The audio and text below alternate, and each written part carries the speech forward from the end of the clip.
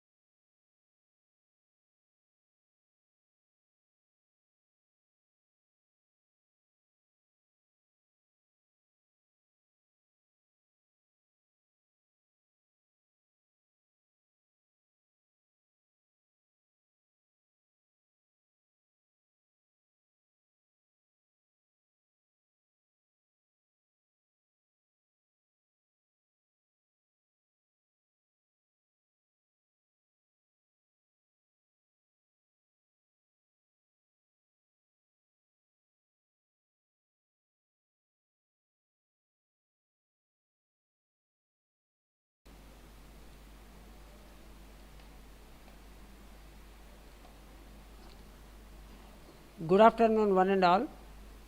Today we have with us an eminent personality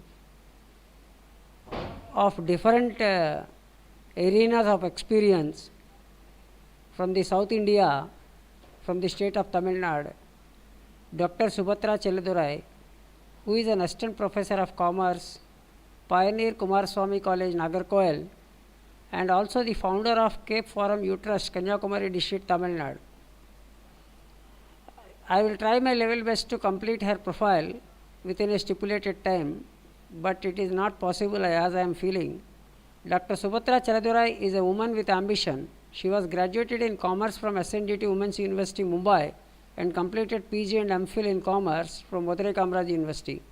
She has been awarded with PhD in commerce and Manoranjan Sundarnar University, Tirunelveli, now acting as a research supervisor and guiding MPhil and PhD scholars. She has also completed MS Sociology, PGDHRM, and MSc Psychology. She is working as an assistant professor of commerce in Pioneer Kumaraswamy College, Nagercoil since 2013. She has 18 years of teaching and administrative experience in schools, colleges, and NGOs. She has participated in more than 200 national and international seminars, webinars, and training programs, and published more than 70 research articles and 14 books. She is an NLP, soft skill trainer, and counselor. She served as resource person and delivered her expertise in various institutions. She is an authorized resource person of Value Idea Investment Service, Accelerating Minds, Bombay Stock Exchange, Mumbai. She acts as a resource person for national and international seminars and conferences and had delivered several guest lectures for academic upliftment. Dr. Subathra Chelladurai founded a trust in 2017, registered under Indian Trust Act, named Cape Forum Youth Trust, Kanyakumari district, Tamil Nadu. The trust is organized to serve the community with the wordings of Swami Vivekananda, "Not me but you," which reflects the essence of democratic living and upholds the need for selfless service. The desirous establishment of the trust is for fivefold objectives, namely research and development, skill development, female health and awareness, education and child development, and women empowerment. She actively involves herself in social activities. An initiative towards the fivefold activities of the trust is her passion. She strongly believes that young people's education and empowerment could see the tremendous growth. Undoubtedly, they are the tomorrow's innovators, creators, and leaders. She has got about 5 awards. The Real Super Woman Award 2020 from Forever Star India, Woman Achiever Award 2020 from Manoranjan Sundarnar University, Tirunelveli, Young Educator and Scholar Award 2099, Kavya Rasa Kalaimamani Award 2019, Agimsai Gandhi Award 2019, Dr. Radhakrishna Shikshan Ratna National Award 2018, Best NSS Program Officer Award 2016, and being judged as the Best Paper Presenter Award for 4 papers in 2016 and 19. From this biodata of our resource person today, we will be in a position to know about her talent, her expertise, and exposure towards all areas, and she is a multifaceted and multi-dynamic faculty, not only in commerce, in science, in arts, and all other fields like diploma in computer application, certificate course in web designing, SPSS statistical software package 20.0, which is essential for the research and research methodology purposes. With these few words, I now request Dr. Subathra Chelladurai to start her address on the topic Academy Industry Collaboration, a gateway of research in India under the new Educational Policy 2020.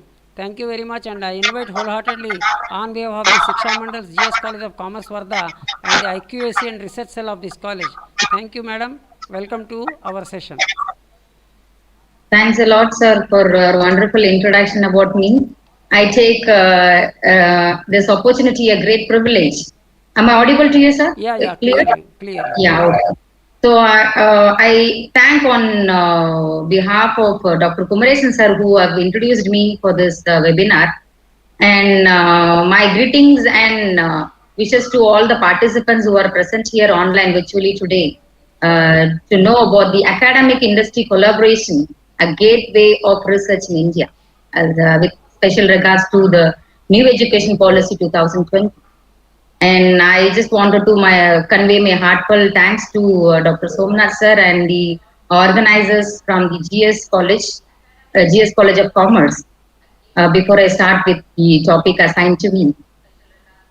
It almost 3 decades to announce the much awaited new education policy 2020.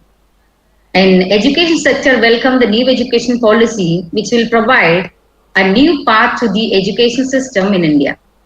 And of course, you all know by May 2019, the Prime Minister Narendra Modi had assessed the national education policy in 2020, for which a draft was set up by a board of experts driven by former Indian Space Research Organization ISRO Chief K. Kasturirangan. The Education Policy 2020, it targets mainly on India, a global knowledge superpower. Coming to the topic academy and industry collaboration. To begin with, let us know what academy is, what industry is, and what does the term collaboration means. As you all know, academy means an organization is intended to protect and develop an art, science, language, or any kind of subject, a school that teaches a particular subject or train people for a particular job, we can say an academy.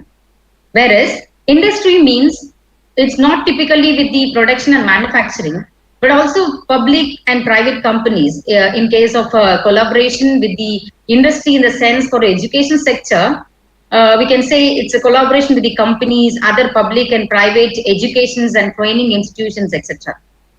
And the term collaboration means is a process of 2 or more people or entities or organizations working together to complete a task or to achieve a goal.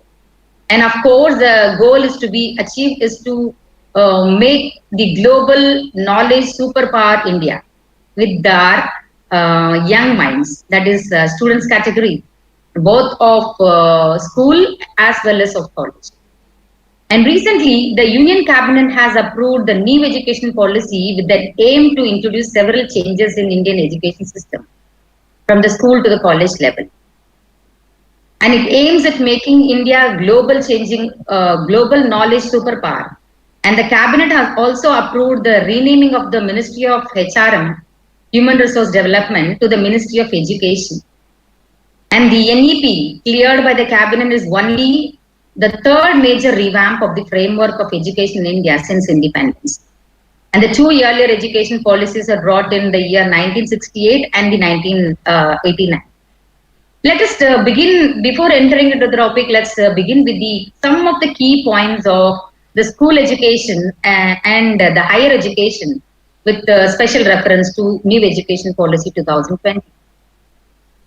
So some of the things which I wanted to mention here as the highlights of the key points of NEP for school education.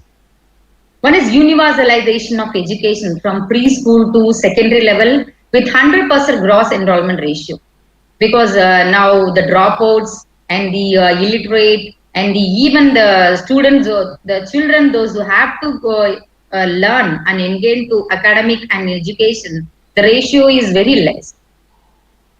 So 100% gross enrollment ratio is expected in school education by 2030. And to bring 2 crore out of school children back into the mainstream, through an open schooling system. And the current 10+2 system to be replaced by a new 5+3+3+4. That is for 5th standard, then up to 8th standard, then 8 to 11, then again 4 years like curriculum structure corresponding to ages 3 to 8, 8 to 11, 11 to 14 and 14 to 18 respectively.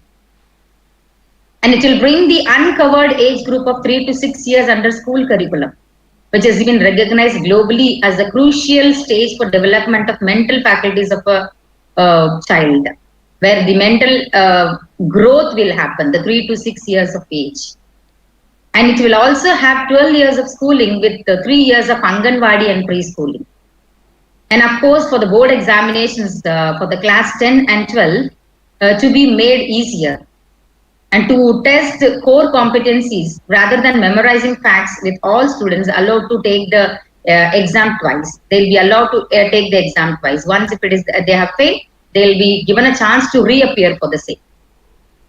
And school governance is set to change with the new accreditation framework and independent authority.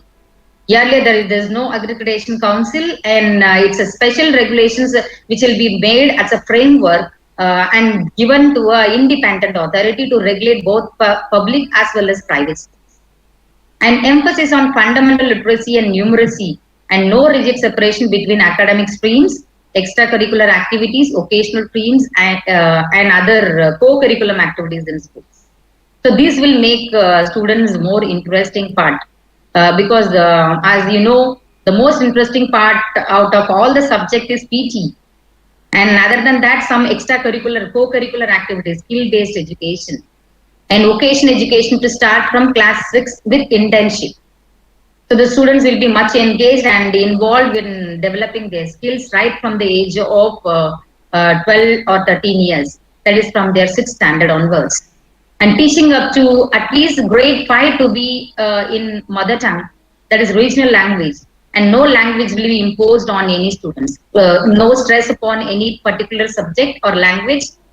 They will be given a chance to learn the subject in their mother tongue itself. This is the one advantages or the highlight of NEP, we can say, because most students from the rural areas, they suffer a lot, and they think that they could not continue their education because of learning difficulties, language problem, communication problem. And this will help all the rural students to involve, and it will minimize the dropouts too.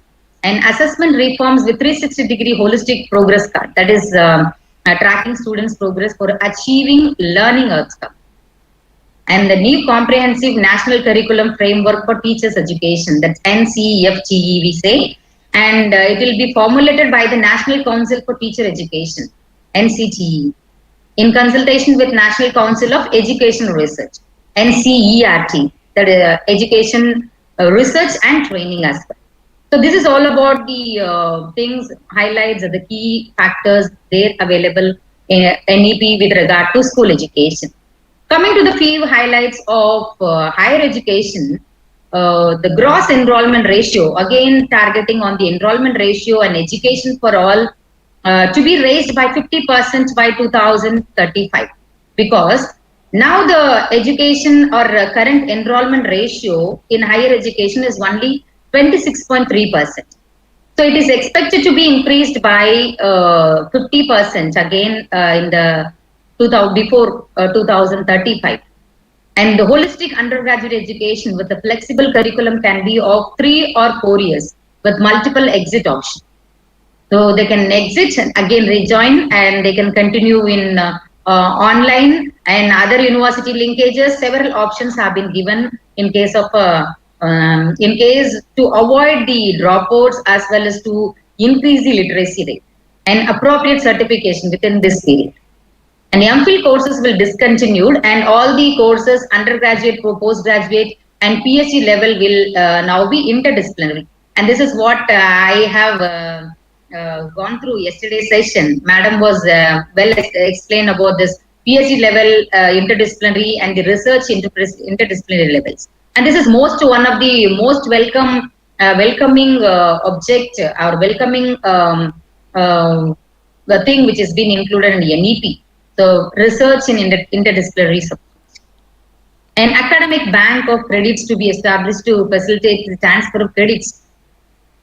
Then multidisciplinary education and research universities, MERU, at par with IITs, IIMs, and to be set up as models of best multidisciplinary education of global standards in the country. Then NRF, National Research Foundation, it will be created as an apex body for forecasting strong research culture and building research capacity across higher education. And this Higher Education Commission of India will be set up as a single umbrella body for the entire higher education, excluding medical and legal education. Public and private sector education, private higher educations, these institutions will be governed by the same set of norms for regulation, accreditation, and academic standard. Also, HECI, that is Higher Education Commission of India, will be having 4 independent verticals, that is namely these 4: Higher Education, National Higher Education Regulatory Council, this is for regulation, and for General Education Council for standard setting, Higher Education Grant Council, HEGC, for funding, and National Accreditation Council. Earlier it was National Assessment and Accreditation Council, and now for accreditation there is a single council called National Accreditation Council. And over a period of time, every college is expected to develop into either an autonomous degree granting college or a constituent college of a university. So this is all about the important things which has been covered or the key highlights of school education and college education, higher education. Coming back to the term collaboration, with special reference to new education policy, there are in few stanza and few paragraph, the term collaboration has been mentioned. The collaboration is not typically with only for research, as well as for teaching and for the faculty development, professional, vocational, and internationalization.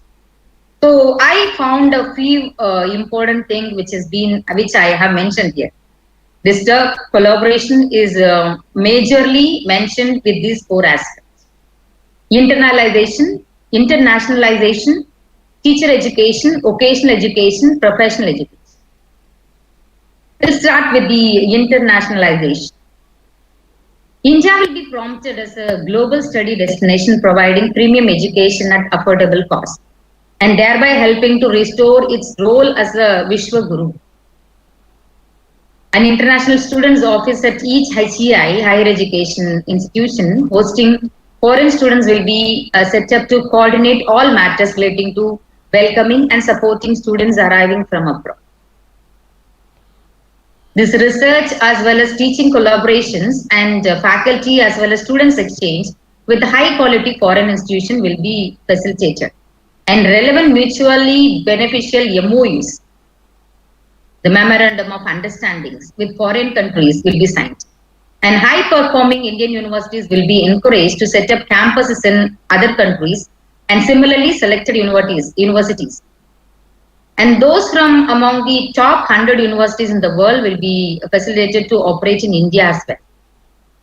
So a legislative framework facilitating such entry will be put in place, and such universities will be given a special dispensation regarding the regulatory, governance, content norms, and with the other autonomous institutions of India as well. And furthermore, research collaborations and student exchanges between Indian institutions and global institutions will be promoted through special efforts. And credit acquired in foreign universities will be permitted, where appropriate as per the requirements of each higher education institution, to be continued for the award of degree. So this is going to be the internationalizations among the students' education will benefit from for both the sides. From our country side as well as the aspect of the international levels. The access of our education to international and international access to our students. Then the teacher education, that is as teacher education requires multidisciplinary inputs, and education is high quality content as well as pedagogy. Hope my screen is visible. Can you please tell me? My screen is visible. Yes, right. Yes, And visible, visible. education in high quality content as well as pedagogy, all teacher education program must be conducted within composite multidisciplinary institutions. Not only as a B.Ed school or a specific limitation to the particular organization. And to this end, all multidisciplinary universities and colleges will aim to establish education departments which, besides carrying out cutting edge research in various aspects of education, and will also run B.Ed programs in collaborations with other departments such as psychology, philosophy, sociology, neuroscience, Indian languages, arts, music, history, literature, physical education, science, and mathematics. So this is going to be the interesting part to be collaborated with education. And moreover, all standard on TEIs will be required to convert the multidisciplinary institutions by 2030. So we can expect more number of, even the provisions given, there must be a university or at least a multidisciplinary institution or the constitutional colleges which carries multidisciplinary subjects as the curriculum part, expected to be implemented along with new education policy, with effect to new education policy. We can expect in every district there will be a multidisciplinary college or institution, we can say, since they'll have to offer the 4 years integrated teacher preparation program. So most of the programs will be 4 years integrated program. Even the degree courses will also be converted into 3 years to 4 years. Now, for the time being, we are learning BCom, BSc, and also UG arts and science courses. It's for 3 years, and it is expected to be converted as 4 years integrated program with effect to new education policy.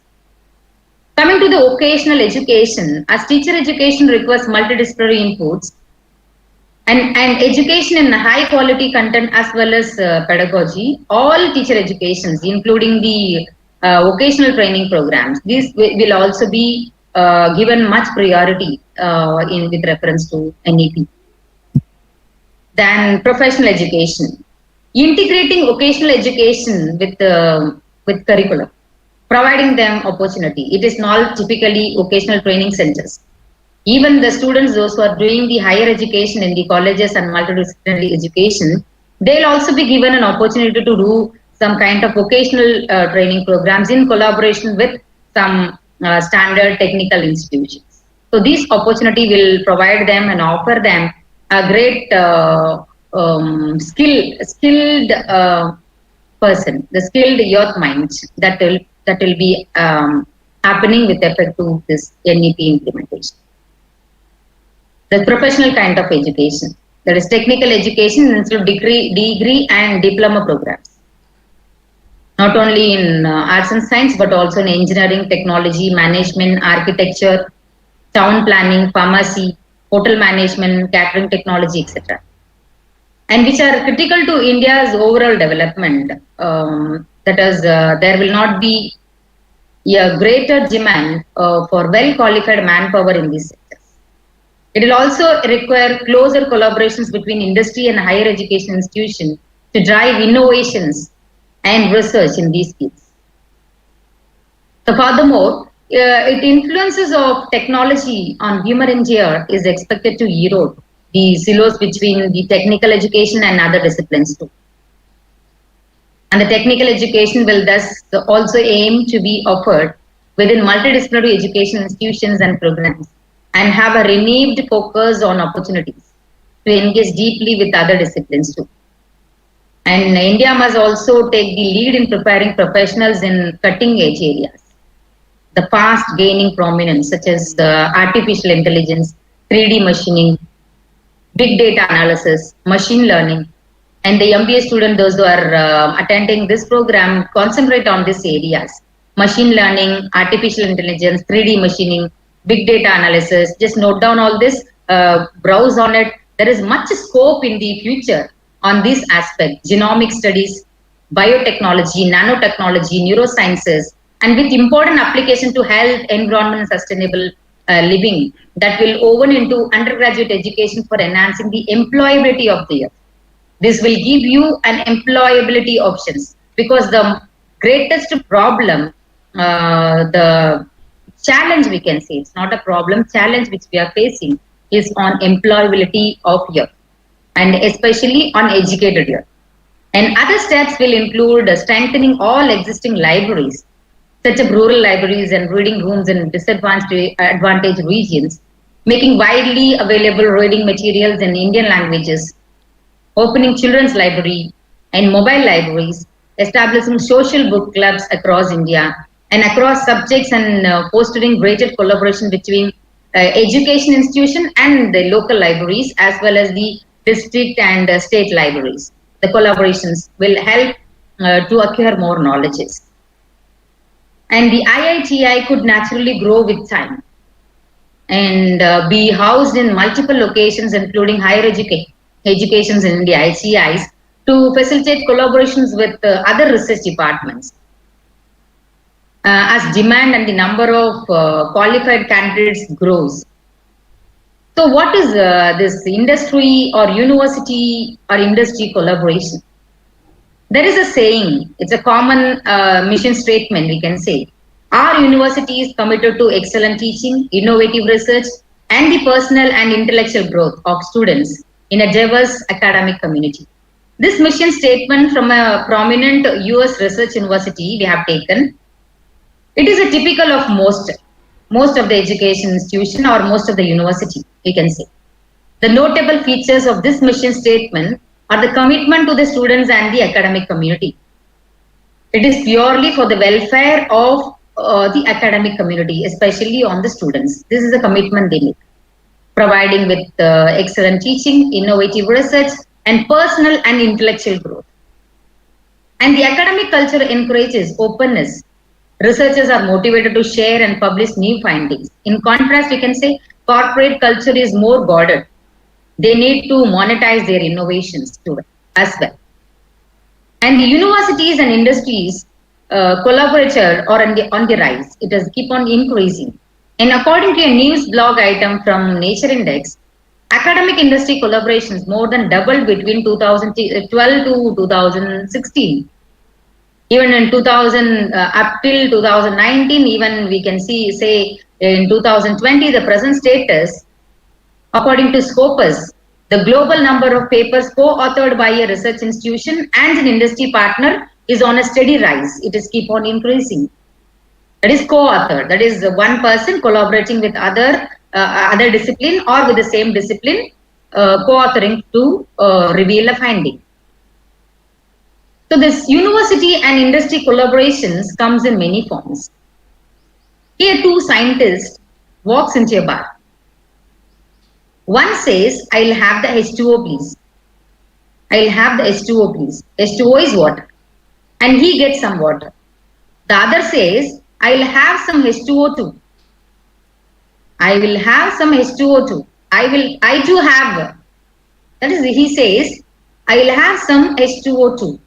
The H2O2 is a hydrogen peroxide. It is a toxic. Then what happens ultimately? The second, rest in peace. That is, he dies. This scene is often the beginning of fruitful collaborations. Imagine two researchers, one from biotech startup and another from a large university, a medical research lab, meet at a conference. They discover they have a similar research interest and share their research and jointly publishing a paper. And of course, it can be a powerful force in driving innovations.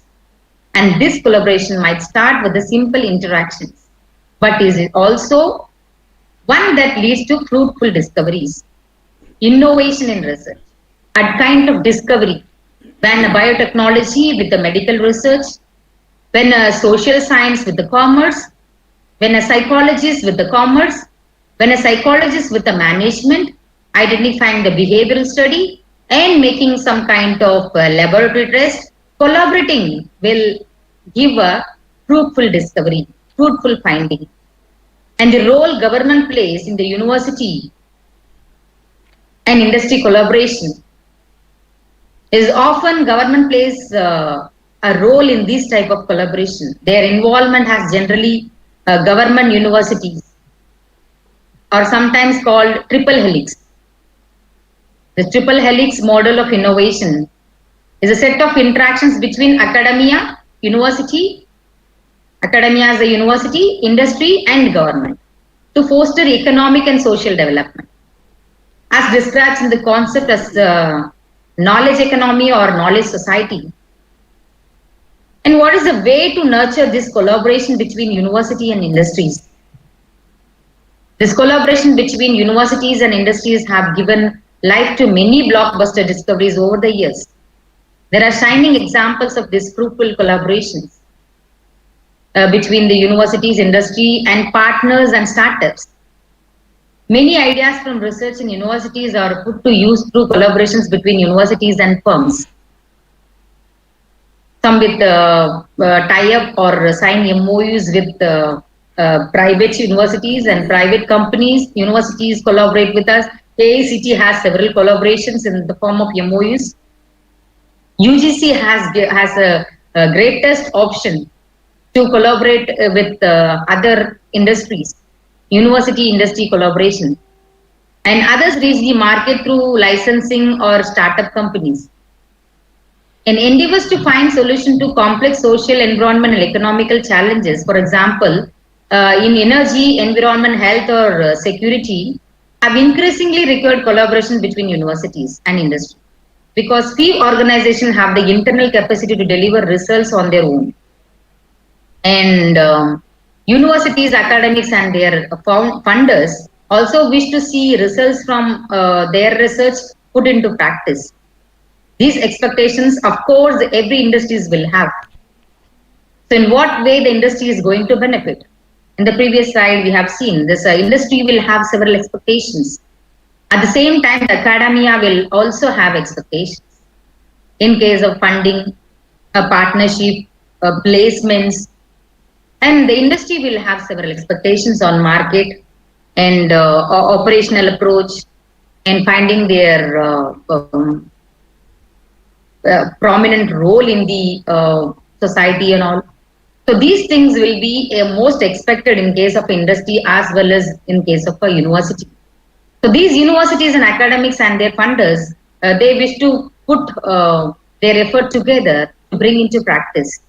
And there is a trend amongst current cohorts that stops students to explore entrepreneurial careers, often with the focus on social enterprise. This finding the right fit in university and industry collaboration.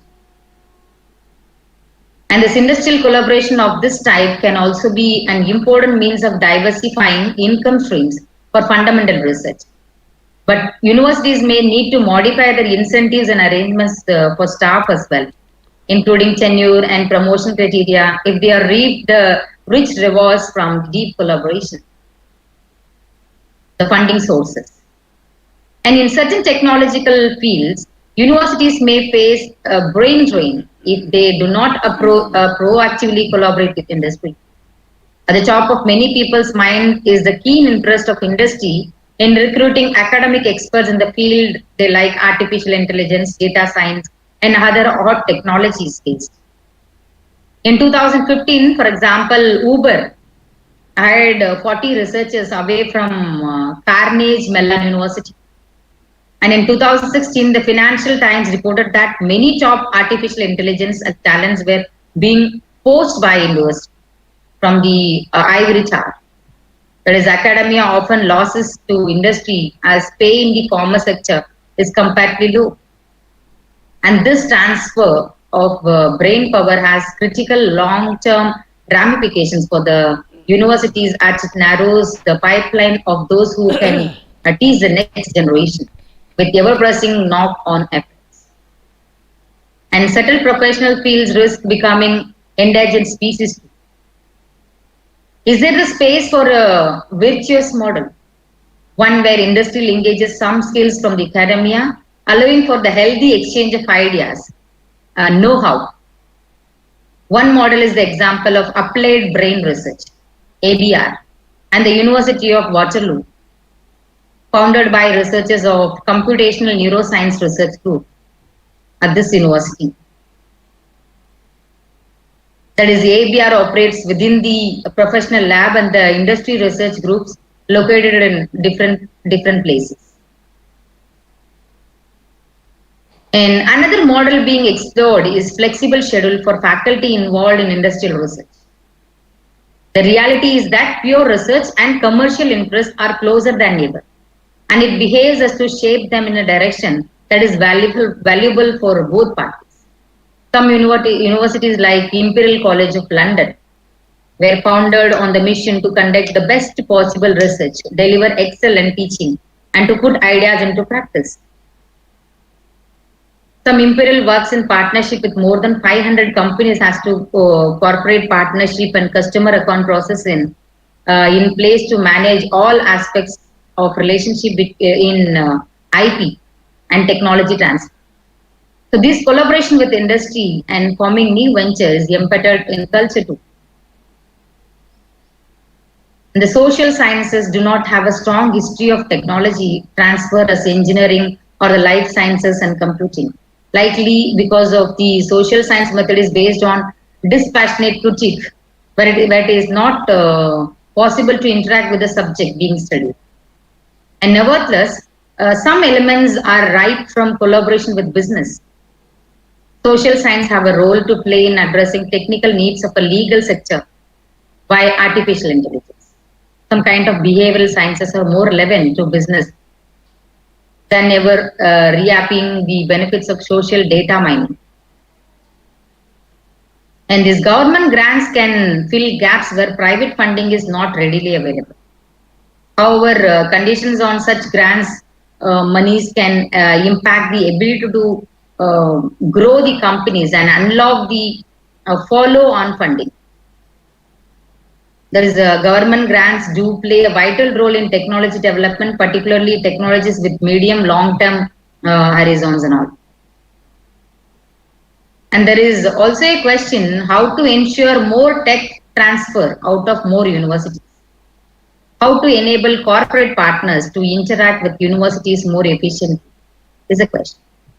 Whether the industry will approach the academia or university, or the academical institutions like universities, colleges, and private institutions and public institutions, they approach the industry is a question.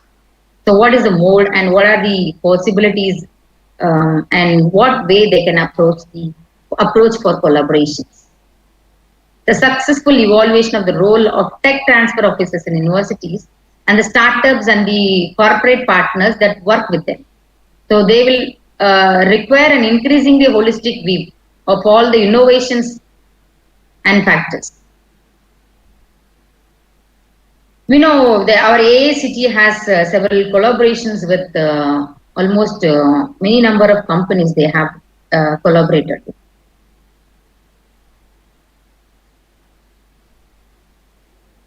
So what happens if I move on to the playing button, it will move back. So better we'll retain. So you can browse in the AICT website related to education and collaborations. It shows n number of collaborations happening, and they have signed and giving opportunity not only with regard to AICT but with regard to UGC and many universities too. And this our country is moving towards innovation through academia industry partnership.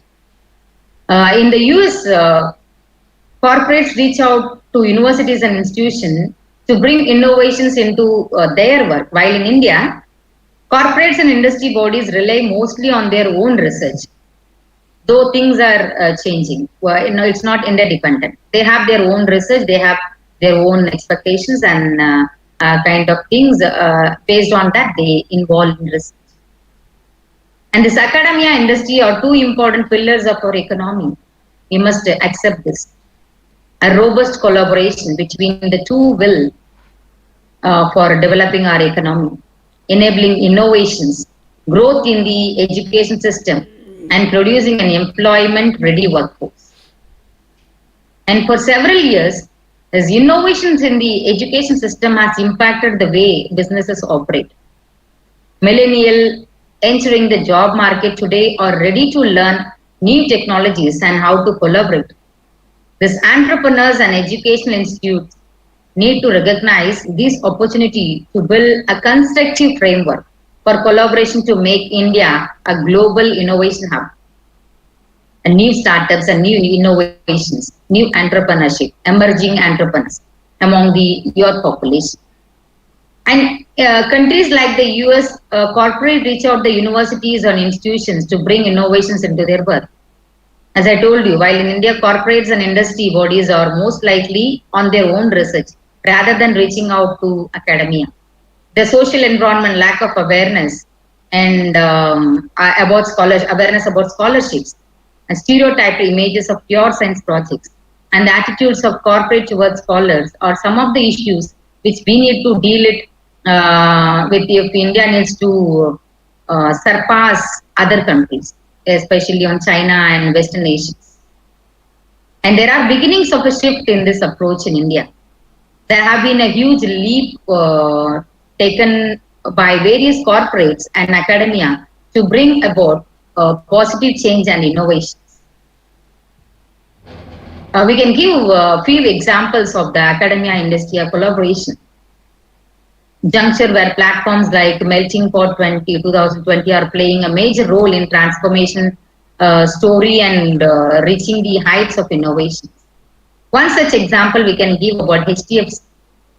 It recently announced its plan to partner 50 technology companies and business schools to tap emerging fintech ideas, starting with IIT Bombay and IIT Roorkee as a part of its academia industry academia partnership effort.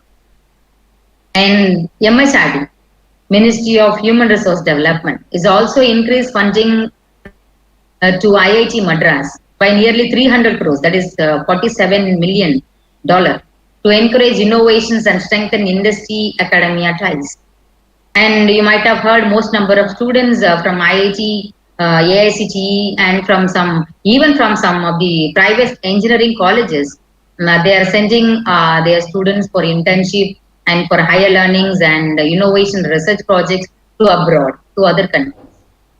And this India Electronics and Semiconductor Association, IESA, the trade body representing the Indian electronic system design and manufacturing, signed 4 MOUs with IIT Kharagpur to build a robust talent pipeline in the ESDM space, that is electronic system design and manufacturing space.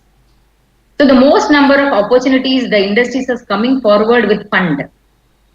So these need not be only limited to IITs, IIM, IAS, and several other central bodies and some universities with.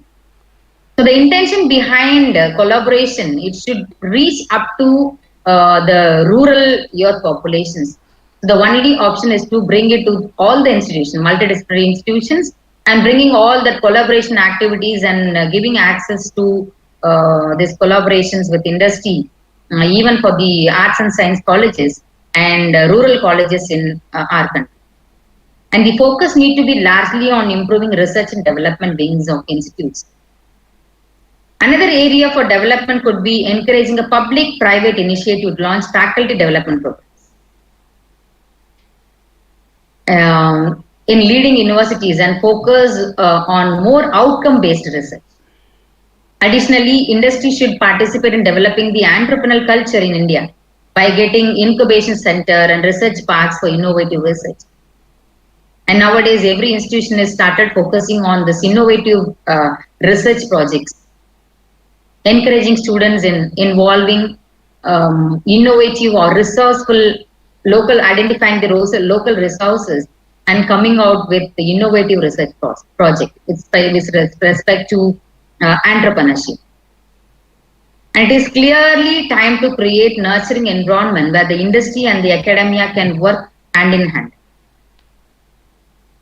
And the corporates are beginning to realize the significance, importance, and engage in more and more research-based projects. And in addition, government projects like Startup India and the Prime Minister's research fellowship for doctoral research.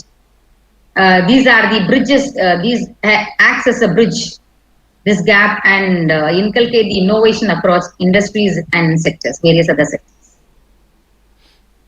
And this partnership with universities, with industry and university partnership is a key to innovation and growth.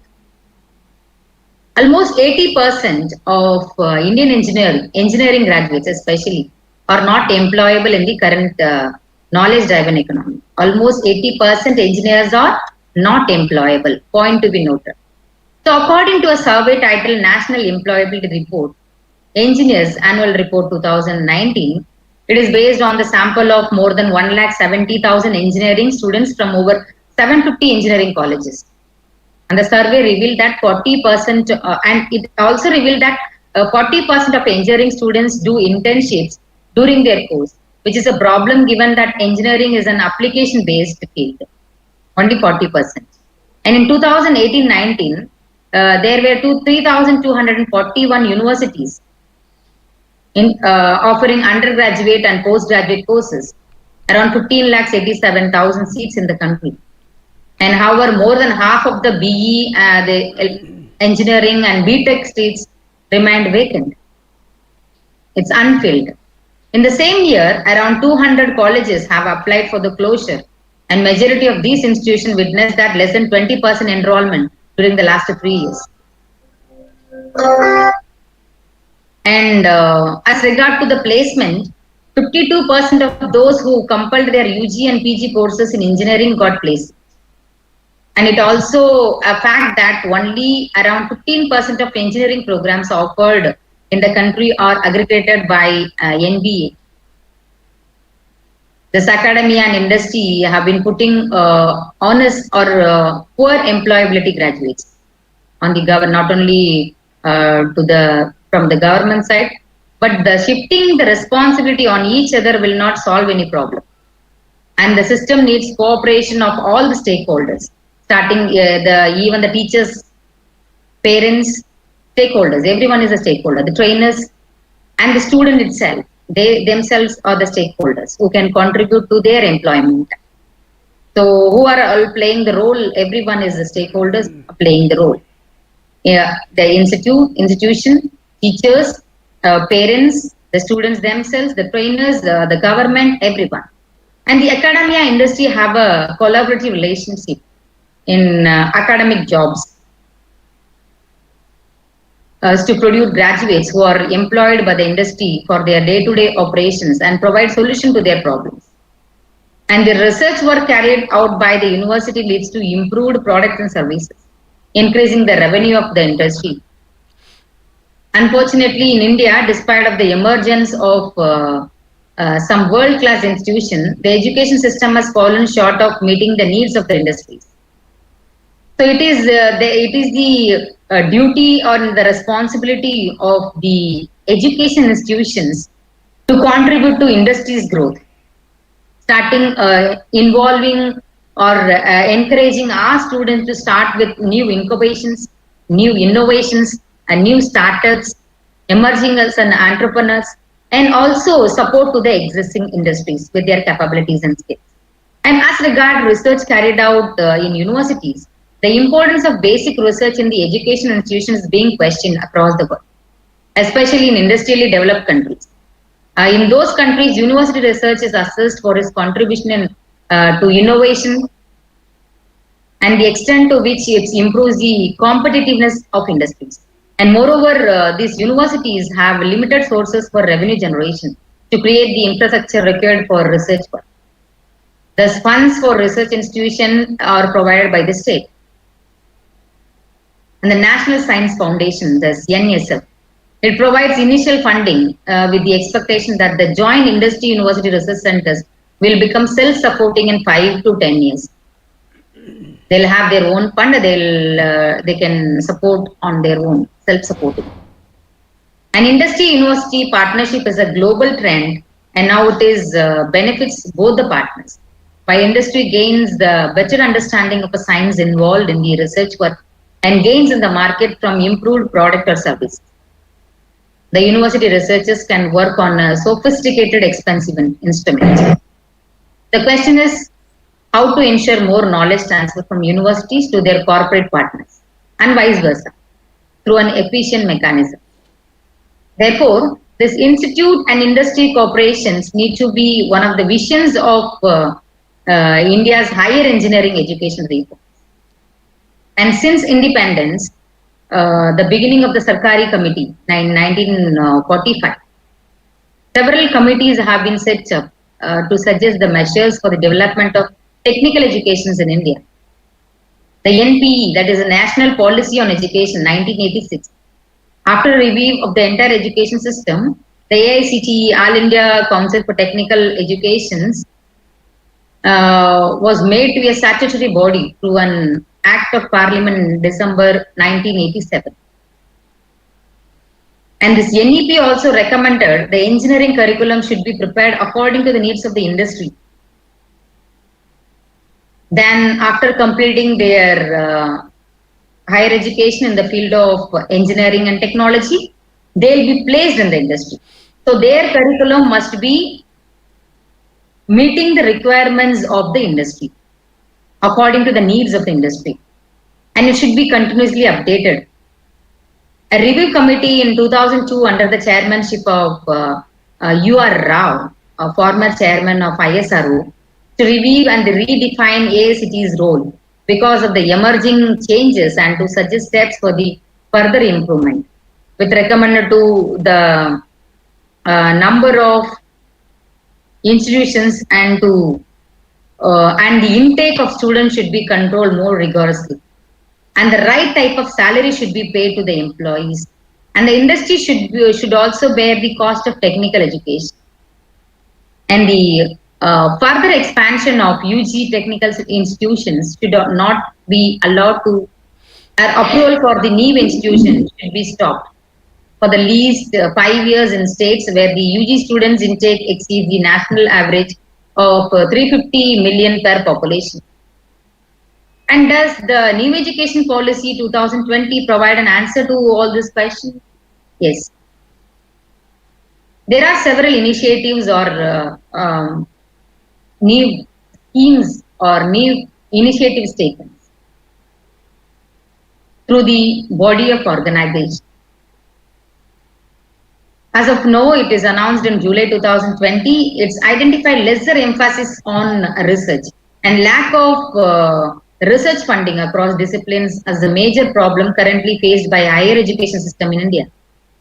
And accordingly, this knowledge creation and research are perceived as the fundamental principles of higher education system, critical for sustaining a large and vibrant economy. And this policy therefore envisages establishing a National Research Foundation, NRF, with following the primary objectives. That is to fund competitive, peer-reviewed and grant proposals of all types and across all disciplines, to seed, grow and facilitate research at academic institutions, and to act as a liaison between the researchers and relevant branches of government as well as industry, and to recognize outstanding research as well as its progress. Thus, we can say it's defined a university as a multidisciplinary institution. The NEP, New Education Policy, defines the university as a multidisciplinary institution that will focus on research and innovation by setting up startup incubation center and technology development centers and centers in frontier areas of research, and through greater industry academic linkages. So these linkages between the industry and academy is going to play a vital role to meet the requirements of industry, through which can directly indirectly contribute to the economics growth. The government has decided that the NRF, the National Research Foundation, will be governed independently of the government by a rotating board of governance, consisting of the very best researchers and the innovators across the fields, keeping it as a safe distance from the bureaucracy. That is having a wonderful and very much governing, educated research and new kind of innovations in the field of research. A good way of students to understand and learn the working of the industry is for them to spend at least a 6 month or even a 1 year on internship with industry. They will learn several things.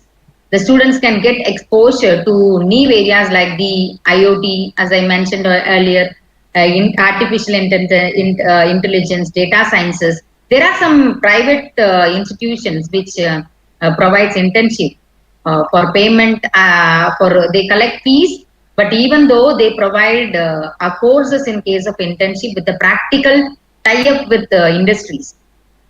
In case of data sciences and 3D printing, etc.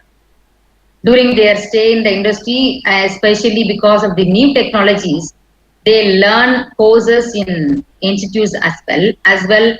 They learn what is exactly needed when they enter into a industry. They start with the new industry or they enter into existing industry, they'll be given a required skill. Along with the technical skill, industry requires graduates with managerial skills too, like interpersonal skill, leadership quality, good communication skill, creative thinking, multitasking, quick decision makings and like. So these skills are also needed for the budding young persons, young populations. As you know, the young populations are the highest number of contributions, the highest in the overall population. We can even call the India as the youngest country. It is because of the youngest population. And it is in the hands of the youngest population who can contribute to themselves, the growth of themselves along with the growth of the country. The economy, contribute to the economy.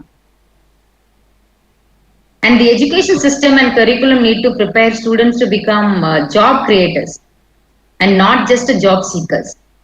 There is an element of risk, but the entire process of becoming an entrepreneur ensures that these students learn the latest industry skill, knowledge, experience, which makes them highly employable graduates. Even if they do not succeed in their commercial venture, they can concentrate on other ventures too. Thus, this curriculum must include DPR preparations and that is project-based preparation and implementation.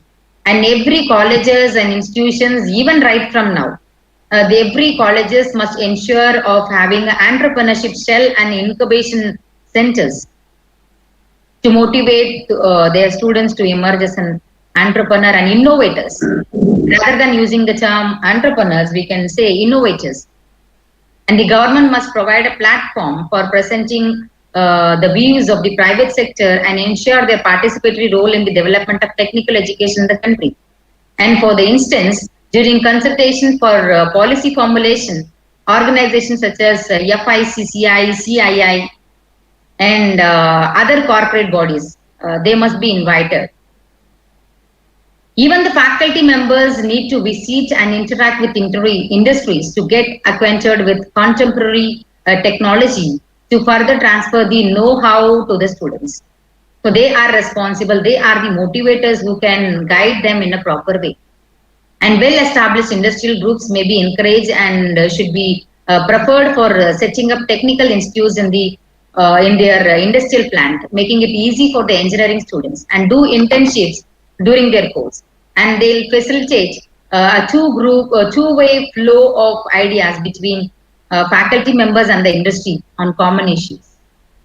And these ideas should be on the high agenda of those engaged in higher education policy, making to improve the skill of engineering graduates, technical graduates, managerial graduates, to meet the expectation of fast globalizing industries in India.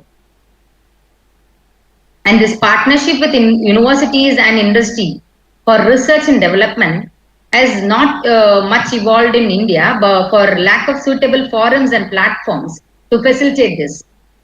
So it is very important to create such platforms and forums to provide opportunities to collaborate with for research and development, identification of problem or goal by industry, and aligning the same with the industry. University researchers thinking the first step before it is addressed by the joint research team. And it is expected that the National Research Foundation proposed under new education policy will meet the requirements for the satisfaction of all the stakeholders: students, university, teachers, government, everyone. This NRF, National Research Foundation. So last but not least, such innovations also have the potential to address many economic problems faced by our country, like trade deficit, employment generation, reduced dependency on imports, and also strengthen national security.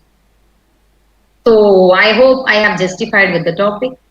And with this, I thank the management of GS College of Commerce and the organizers of today's webinar for providing me an opportunity to address on academy and industrial collaborations with special reference to new education policy, which is going to act as an wonderful platform or wonderful initiative to bring the innovations in our young minds.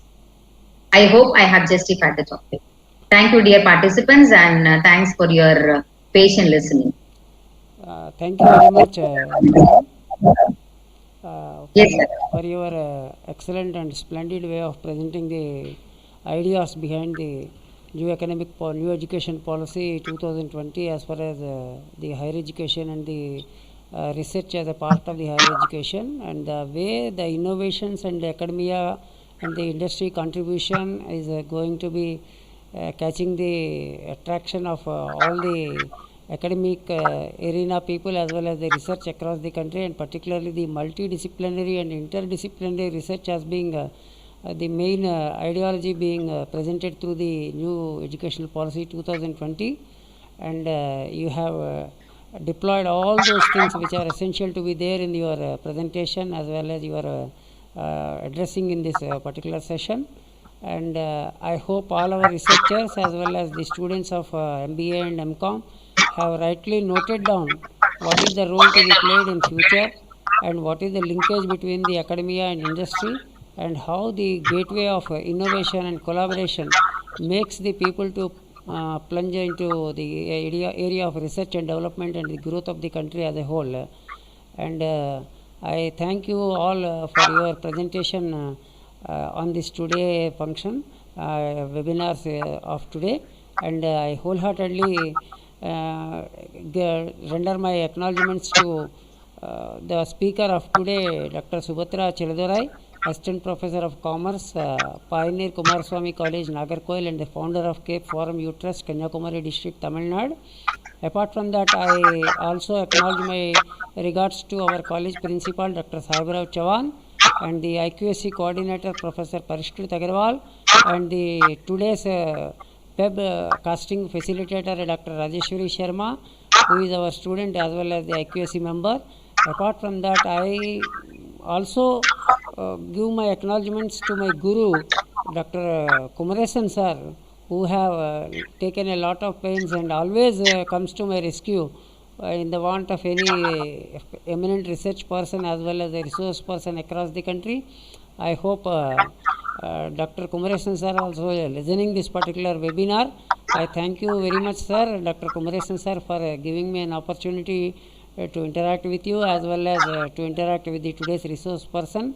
And may I take leave from you, Dr. Subathra Chelladurai? Yes, sir. Yes, sir. Thanks a lot from the bottom of my heart for giving me a wonderful opportunity to address in this wonderful topic assigned to me as justified. And I thank you so much once again to all the organizers and the management of GS College of Commerce. And I also feel that on one or other occasion we will be having a opportunity to meet again in the future course of time. Offline. Through other departments, online as well as offline. Great, sir. Great. Okay. Nice talking to you. Thank you so much. Thanks for the. Thank you.